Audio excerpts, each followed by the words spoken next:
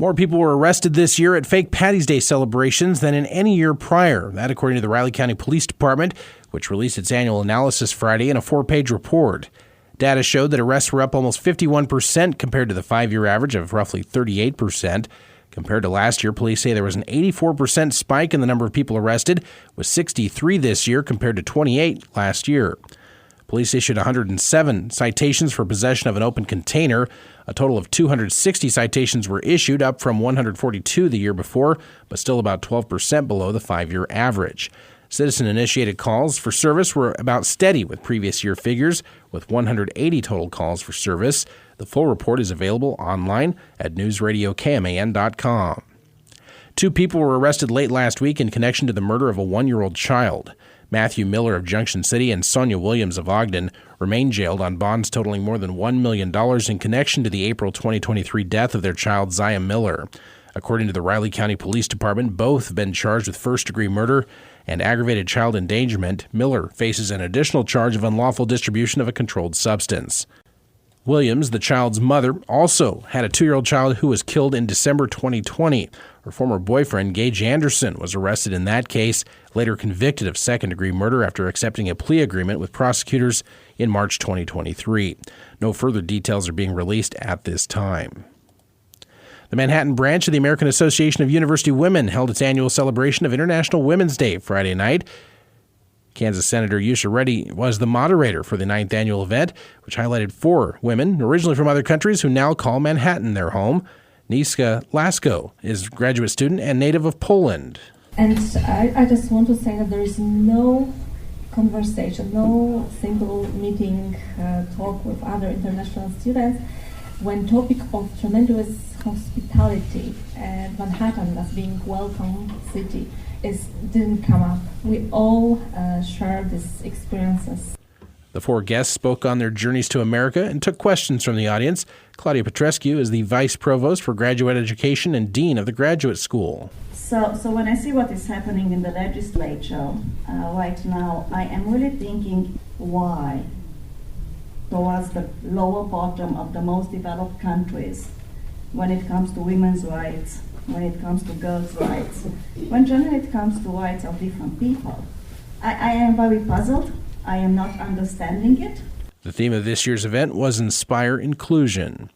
The Riley County School District has released the contract for former Superintendent Cliff Williams after its legal counsel twice denied previous requests from the Manhattan Mercury. The contract was extended in December before the new board took office in January. In February, the new board withdrew that contract and fired him. The contract, originally signed August 14th, offered Williams over $129,000 plus $1,800 a month in health insurance, as well as a district vehicle, car mileage allowance, cell phone stipend, professional travel expenses, professional association dues, and 20 days of vacation, 12 sick days, and 2 personal days. Williams also received financial advisor flexibility for retirement strategy consultation. The contract stated that Williams could be terminated for just cause. The contract extension, signed in December, has not been released. The issue is one of several that led to 3 school board members resigning in the last month. There had also been other concerns with the board president independently hiring a Ness County sheriff to investigate possible Kansas Open Meeting Act violations by other board members. Well, coming up this week at the Flint Hills Discovery Center is the 9th annual Meet the Makers art event. News Radio KMAN's Peter Rice has details on that event. The Meet the Makers art event is free and open to the public. Each day, a local creator, crafter, or maker will present live demonstrations of their work from 10 a.m. to 5 p.m. in the first floor atrium of the Discovery Center. On March 12th, after-hours photography will be featured, and Jessica Crow will demonstrate ghost photography. Wednesday, March 13th will feature the Flint Hills Woodturners. The Manhattan Area Club will demonstrate the art of woodturning, transforming pieces of wood into beautiful bowls and tops. Thursday features Chicopee Pottery. Jill Nixon is a self-taught artist, and she will demonstrate her wheel-thrown and hand-built functional and decorative pottery. Finally, on Friday, March 15th, features the Ogre's Forge. Joshua O'Crowley will demonstrate the art of blacksmithing, forging metals into keychains, hairpins, and gardening sets. Visitors are encouraged to interact with the artists, ask questions, and see how their work comes to life. For news anytime, visit newsradiokman.com. Senator Jerry Moran is applauding Congress's latest spending bill that also secures over $116 million for improvements at Fort Riley. The legislation now heads to the president's desk to be signed into law. In a statement, the senator noted that, quote, investing in Fort Riley makes certain our troops are mission ready and helps attract other men and women to pursue careers in the military. The new investments include $105 million for the construction of the aircraft maintenance hangar at Fort Riley, $8.7 million for the construction of an infantry platoon battle course, $1.6 million for planning and designing a new air traffic control tower at Fort Riley, and $1.1 million for planning and designing improvements for the Bob Dole Rail Yard. Good morning, I'm Troy Coverdale with your sports headlines. A berth in the Big 12 championship game is on the line this afternoon when Kansas State tangles with Texas for the third time this season, this one in Kansas City.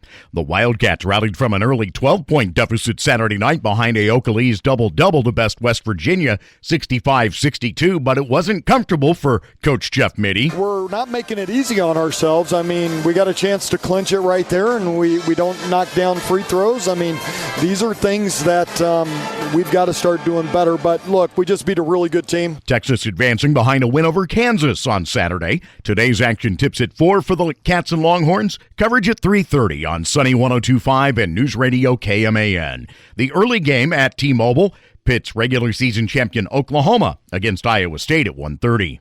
Kansas State's Tyler Perry and Arthur Kaluma were named honorable mention All Big 12 Sunday after the Wildcats finished the regular season 10th with an 8-10 conference mark.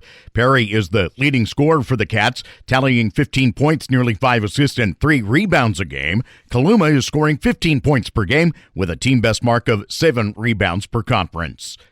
True freshman Nick English delivered a walk-off single in the bottom of the 12th to clinch a series win over Cincinnati for K-State. 14-13 the final at Toynton Family Stadium yesterday afternoon. The Wildcats won their Big 12 opening series for the first time in over a decade by claiming Sunday's win to improve to 9-6 overall. State championship basketball over the weekend saw the Frankfort girls clinch their first ever state crown, that in 1A Division I, as they beat Little River 47-41. In 3A, Silver Lake capped off a unbeaten campaign, besting Heston 66-61. Valley Heights finished 4th in Class 2A. Have a great Monday. I'm Troy Coverdale.